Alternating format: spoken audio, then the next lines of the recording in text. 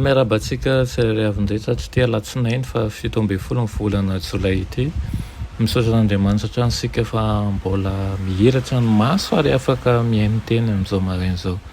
Mialohan'ny dirantsika ny mofinainana io dia aray vavakisika. Ry Tompo Andriamanitra io mbola velompisaoranao zahay satria mbola nomenao tombonandro indray fanay mandray ny famindramponao. Angataka aminao Tompo mba navaoanay mandrakariva ka tsy ho very maina tokoa ny fotoana tahaka izao fa andraisanay zava-tsoa avy aminao. Aminaran'i Jesosy, amen. Lohatenin'ny mofinainantsika androany dia manao hoe malala ny lanitra. Malala ny lanitra nalaina amin'ny Jaona 5:7 manao hoe tahaka ny tiavan'ny ray ahy no nitiavako anareo, tomoera amin'ny fitiavako ianareo. Amen. Nandritra ny 2 arivo-taona mahery no efa niandrasan'i Jiosy ny fiaviam-pamonjy. Io toe-javatra io no efa nametrahany fanantenany be voninahitra indrindra. Nirakitra ny anarany avokoa ny hira nataony sy ny faminaniany, ny fomba mpivavahana tao amin'ny tempoly sy ny fivavahana tao tokantrano. Na dia izany aza nefa rehefa tonga izy dia tsy fantany, tahaka ny solofokazo amin'ny tany karakaina ho azy ireo ilay malala ny lanitra. Tsy nanana endriky ny fahatsara-tarehy izy ary tsy nisy hatsara-tarehy hanerisika azy teo aminy. Tonga tamin'ny azy izy hozy izy Jaona fa ny azy tsy nandray azy.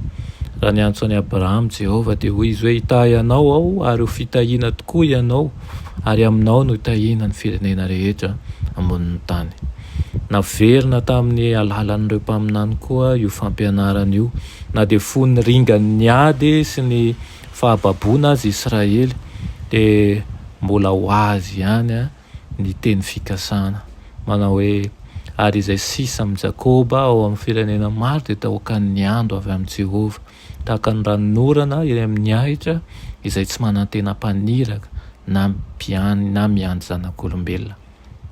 Izao nambaran'i Jehova tamin'ny alalan'i Isaia mikasika ny tempoly tany Jerosalema.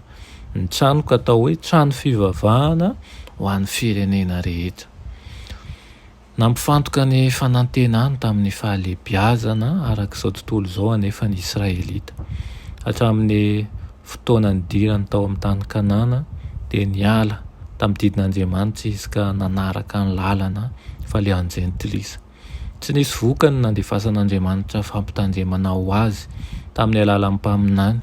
Tsy misy antony ihany koa ny aretany fijaliana tamin'ny fanankejan'ny jentilisa azy. Ny fanavaozana rehetra izay natao dia narahy ny fiemorana lalindalina kokoa hatrany. Raha nahatoky tamin'Andriamanitra ny Israely dia neto nahatanteraka ny fikasana izy tao amin'ny voninahitra sy ny fisandratany.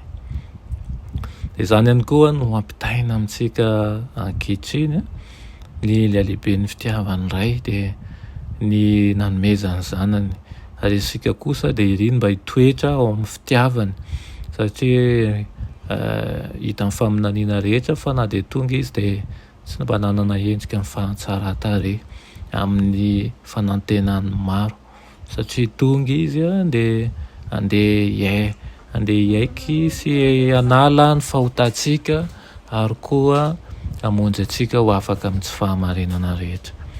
Dia mba aminao tokoa ny izany teny izany tsy ho adino tokoa fa ilay Andriamanitra izay miay antsika dia miay antsika amin'ny fahafenony tokoa. Vavaka isika. Ry Andriamanitra tsara indrindra, misaotra anao ny amin'ny fitiavanao anay izay lalipaka ao anatinay tokoa. Misaotra anao izay mitsimbina anay amin'ny lafin'ny zavatra rehetra.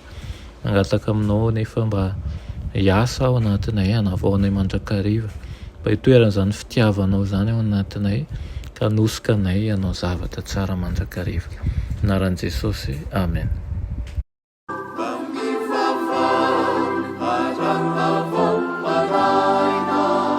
Saru